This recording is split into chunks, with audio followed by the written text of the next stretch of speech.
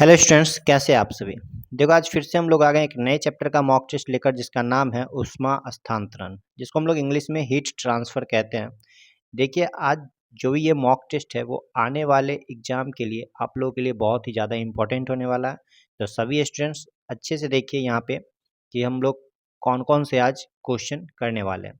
तो सबसे पहला देखो, एक विद्युत केतली में पानी डैश द्वारा गर्म होता है। तो देखो, विद्युत केतली में जो पानी गर्म होता है, विद्युत केतली में वो क्या होगा, संवहन द्वारा गर्म होता है। तो इसका सही आंसर क्या हो जाएगा, संवहन।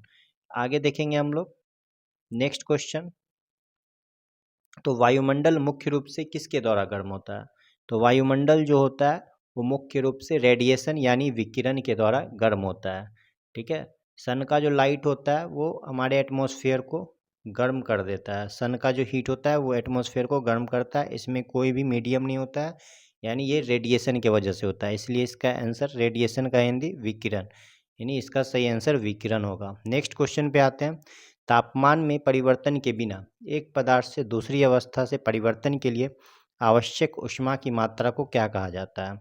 तो देख लो, इसका जो सही आंसर होगा, एक पदार्थ से दूसरी अवस्था में जो परिवर्तन हो जाता है और तापमान में परिवर्तन भी नहीं होता है, तो इसका जो सही आंसर होगा वो गुप्त ऊष्मा होगा। ठीक है, नेक्स्ट क्वेश्चन पे आते हैं। गर्मियों के मौसम में घर की सबसे ऊपरी और बाहरी सतह का सफ़ेद रंग में रंगा जाता है, क्योंकि देख लो, गर्मियों के मौसम में जो घर का सबसे ऊपर और बाहरी सतह होता है वो दीवारों को सफ़ेद कलर से क्यों किया जाता है। तो इसका सही आंसर यही होगा कि सफ़ेद कलर जो होता है वो क्या होता है, ऊष्मा ऊर्जा का को अधिक परावर्तित करता है। ये ऑब्जर्व नहीं करता है, मतलब ये अवशोषित नहीं करता है, ये क्या करता है, परावर्तित कर देता है। तो और ऊष्मा ऊर्जा को कम अवशोषित करता है। तो इसका सही आंसर हो जाएगा ऑप्शन नंबर 1। अगला क्वेश्चन देखेंगे हम लोग। फ़ारेनहाइट और सेल्सियस किस तापमान के बराबर है। तो इसका सही आंसर -40 डिग्री हो जाएगा। -40 डिग्री फ़ारेनहाइट और -40 डिग्री सेल्सियस दोनों इक्वल होता है। आगे बढ़ेंगे। मिट्टी के घड़े में पानी किस प्रक्रिया के कारण ठंडा रहता है। तो मिट्टी के घड़े में पानी जो है वो संघनन, वाष्पीकरण, उर्ध्वपातन, तो इसका सही आंसर वाष्पीकरण होगा। एवोपोरेशन जो होता है उसके कारण जो है वो ठंडा होता है। आगे, ऊष्मा को मापने के लिए किस उपकरण का उपयोग किया जाता है। तो ऊष्मा को मापने के लिए जो है वो क्या हो जाएगा, ऊर्जा मीटर। ऊर्जा मीटर का हम लोग उपयोग करते हैं ऊष्मा को मापने के लिए। नेक्स्ट क्वेश्चन है, पृथ्वी की सतह के अंदर संपाशित ऊष्मा को किस नाम से जाना जाता है। जीवाश्म ऊर्जा, जड़ीय ऊर्जा या भूतापीय ऊर्जा। तो इसका सही आंसर भूतापीय होगा। ठीक है, नेक्स्ट क्वेश्चन पे आते हैं। द्रव और गैसों में ऊष्मा का स्थानांतरण मुख्यतः डैश द्वारा होता है।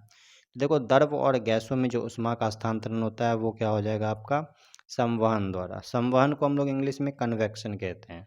देखो, ऊष्मा का जो स्थानांतरण होता है वो 3 तरीके से होता है, एक चालन होता है, एक संवहन, एक विकिरण। चालन मतलब कंडक्शन इंग्लिश में होता है, और संवहन का इंग्लिश हो जाता है आपका कन्वेक्शन, और ये विकिरण हो गया आपका रेडिएशन। तो संवहन यानी कन्वेक्शन के द्वारा द्रव और गैसों में ऊष्मा का स्थानांतरण मुख्यतः संवहन द्वारा होता है। ठीक है, और जो चालन होता है वो ठोस का करता है, जैसे लोहा हो गया, ये चालन का हो गया। और विकिरण जो हमारा सनलाइट से रेडिएशन निकलता है उसके द्वारा बिना कोई मीडियम का ऊष्मा का स्थानांतरण कर दे, वो विकिरण होता है। आगे बढ़ेंगे, नेक्स्ट क्वेश्चन पे आते हैं। ठोस में गैसों में रूपांतरण की प्रक्रिया क्या कहलाती है। ठोस से गैस में रूपांतरण की प्रक्रिया क्या कहलाती है। तो देखो, ठोस से अचानक गैस में बदल जाना, लिक्विड फॉर्म में न आना, मतलब द्रव के रूप में न आना, डायरेक्ट ठोस से गैस में बदल जाता है, तो ये जो प्रोसेस होता है ये ऊर्ध्वपातक कहलाता है। इसका मतलब ये इंग्लिश में सब्लिमेशन कहते हैं इसको। ये कपूर जो होता है ना वो ऊर्ध्वपातक का एग्जाम्पल है, वो डायरेक्ट ठोस से गैस में बदल जाता है, कपूर जो जलाया जाता है वो।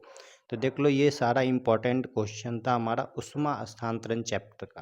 तो देखो, आज के लिए बस इतना ही। हम लोग फिर से नेक्स्ट डे एक नए चैप्टर के मॉक टेस्ट लेकर आएंगे। तब तक के लिए सभी स्टूडेंट्स अच्छे से पढ़ाई कीजिए। धन्यवाद।